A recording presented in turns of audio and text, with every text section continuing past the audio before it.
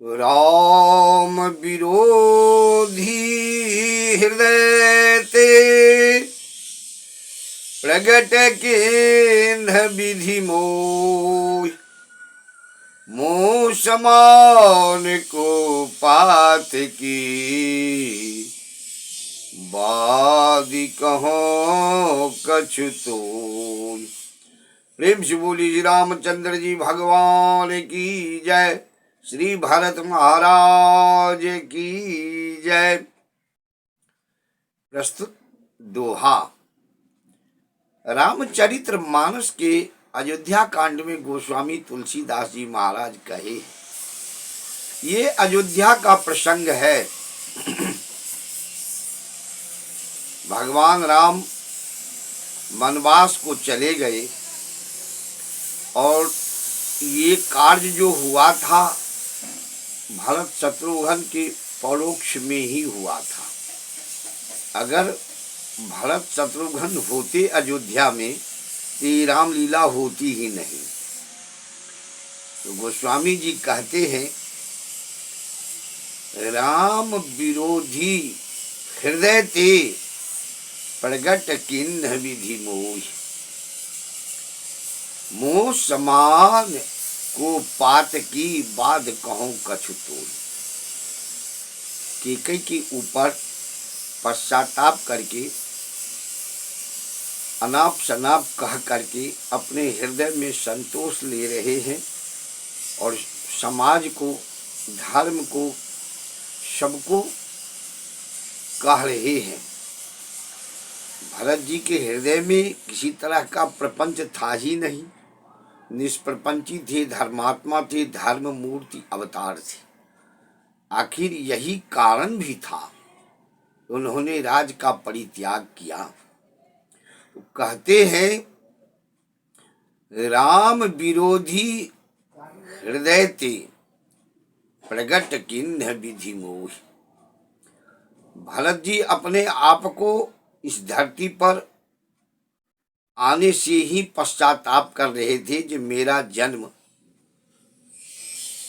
कैकेयी माता के गर्भ से हुआ, यही कलंक सहने के लिए, यही कलंक लेने के लिए मैं राम विरोधी। भगवान राम के, भैया राम के हृदय में मेरे प्रति विरोध उत्पन्न हो जाएगा और मेरे हृदय में भी ये वेदना उत्पन्न हो गई जो हमने राम विरोधी हो गए। ये जन सामान्य सी बात है। धर्मात्मा भरत के समान अभी भी कलयुग पर बहुत भरत जी हैं। एक आध परसेंट कोई, एक आध प्रतिशत कोई अपनी वंश परंपरागत या खानदान बस या उनकी परंपरा ऐसी होगी छल प्रपंच वाली, भाई का हक खाना, भाई को हक ना देना। तब जिनके माता पिता ही यही काम किए होंगे, पुरखा पूर्वज ही यही काम किए होंगे, तो उनका पुत्र करेंगे तो कौन सा अनुचित है? कोई अनुचित नहीं, कोई दोष नहीं। ऐसे लोगों को कोई पाप प्रायश्चित नहीं लगता। अब कोई हिरण्यकश्यप हो जाए, रावण हो जाए, कंस हो जाए, कौरव हो जाए, धृतराष्ट्र हो जाए तो अलग सी बात है।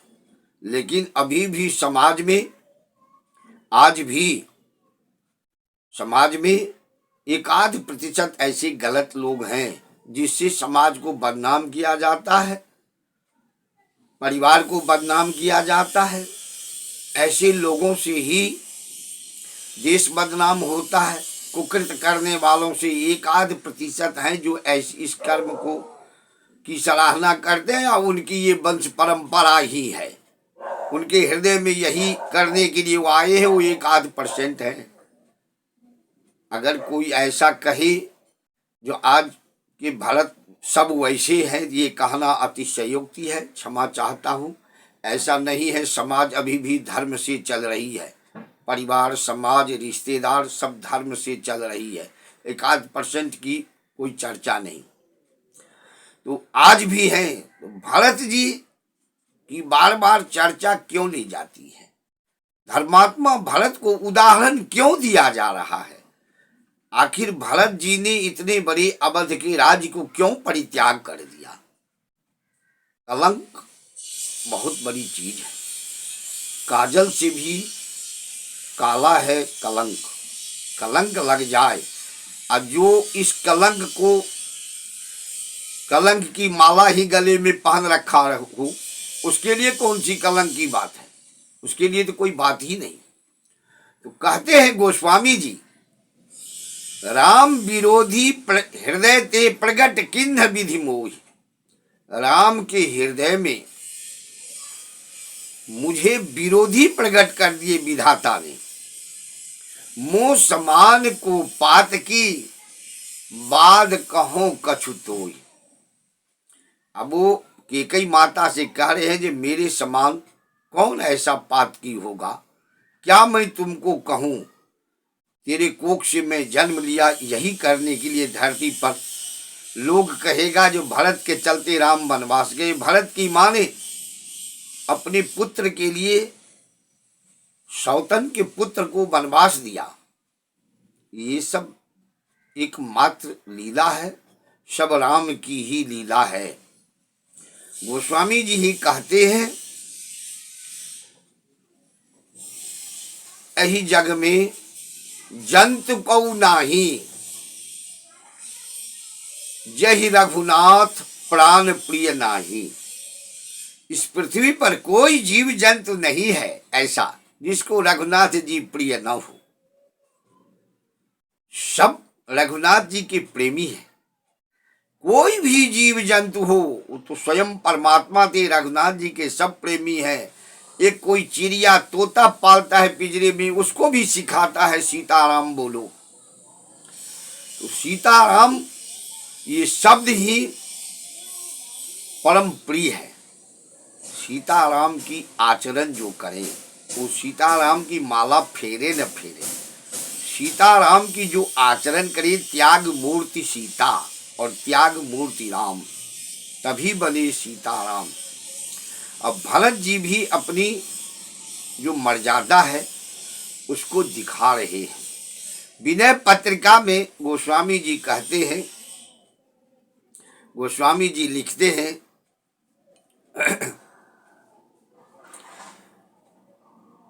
गोस्वामी जी का ये वचन है विनय पत्रिका में, जाके प्रियन राम बैदेही,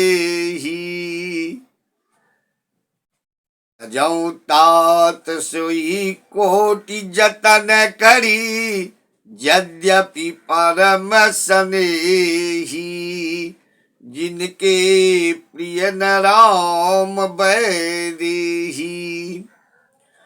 तजो पिता प्रहलाद विभीषण,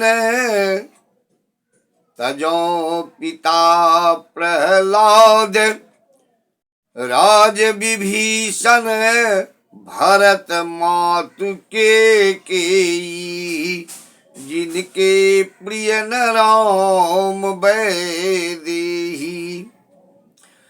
जिनके राम और सीता, राम जिनके प्रिय न हो, तो कहते हैं जो सीताराम के प्रिय थे प्रहलाद, राक्षसी वंश में राक्षस के कुल में पैदा हुए थे, पिता को परित्याग कर दिए। राक्षस कुल में पैदा हुए थे विभीषण, राजपाट अपने भाई को परित्याग कर दिए। हमारे भरत जी अपनी माता का परित्याग कर दिए। ये त्याग और तपस्या की मूर्ति थे भरत जी। इन्होंने अपने ऊपर कलंक मिटाने के लिए ऐसा किए। थे भी नहीं, इनके हृदय में ऐसा कुछ था भी नहीं, और जिसके मन में प्रपंच रहता है तो प्रकट हो ही जाता है। हमारे भरत जी धर्म के अवतार थे। तो कहते हैं, यही जग में जंतु को नाही। बाबा तुलसी गोस्वामी जी कहते हैं, जिनके रघुनाथ प्रिय नाही।